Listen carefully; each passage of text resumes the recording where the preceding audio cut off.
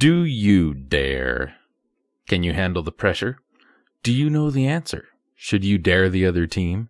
Can you beat the odds? Do you dare to take the physical challenge? Double Dare is double action. Double Dare is double fun.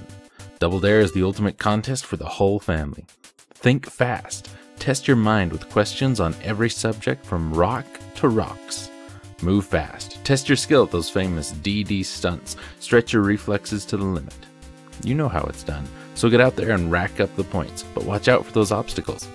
If you're not careful, you could end up in a real mess. This is Double Dare from Rare and GameTech, released in 1990, also available on the PC. And obviously based on the Nickelodeon game show. Remember when they had those? Double Dare. The game was originally released for DOS back in 1988, but was ported to the NES by Rare and re-released for the system in 1990. Double Dare can be played by 1 or 2 players. Single players compete against each other. Before the game starts, players enter their team names and select from 4 male or 4 female avatars. Whichever avatar the player picks, the teammate will be the opposite gender. The game can also be set to 1 of 3 levels of difficulty, with higher levels offering less time to answer questions and a more difficult computer opponent. The game plays exactly like the television counterpart, with rounds of 10 question trivia rounds and a 3rd round featuring an obstacle course. The rules and scoring for the game show all apply. Toss-up challenges determine which team gets initial control of the trivia round, and to complete a toss-up, each player determines the precise speed and angle of whatever object they are throwing to hit a target. Physical challenges are played the same way. Each player uses the up or down arrows on the controller to choose answers for trivia questions. The player with the most money at the end of 2 rounds proceeds to the obstacle course. In order to move through an obstacle, the player needs to repeatedly alternate between pressing either left and right or up and down arrows on the D-pad. In order to grab the flag, the player needs to position the on-screen contestant in just the right spot and press the A button to jump and retrieve. The obstacles are all based on real obstacles of the show, with one exception, a triangular jungle gym, and are randomized before a game.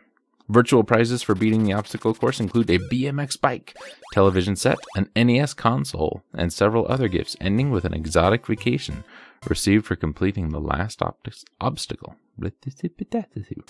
So, Double Dare. I liked this show. Who didn't like this show? Who wasn't a kid of the 90s and didn't like this show, huh? And when I say kid of the 90s, I mean you were a kid during them, not born in them, right?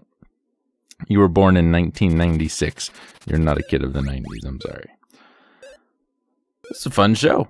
Mark Summers is a great host. The challenges were interesting. The questions were good, not too hard. Same with the game here. Some of the questions, well, most of the questions by now, you're 30 damn years old, pretty easy.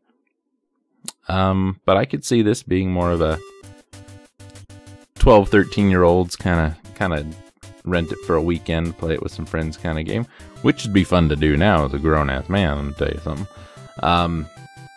It's from GameTech, the same people who did all the Wheel of Fortune and Jeopardy games and all of those, so it plays a lot like they do. Graphics pretty good, music's pretty good, challenges, so-so. The obstacle course is kind of meh, and really is just there because I think the show had one.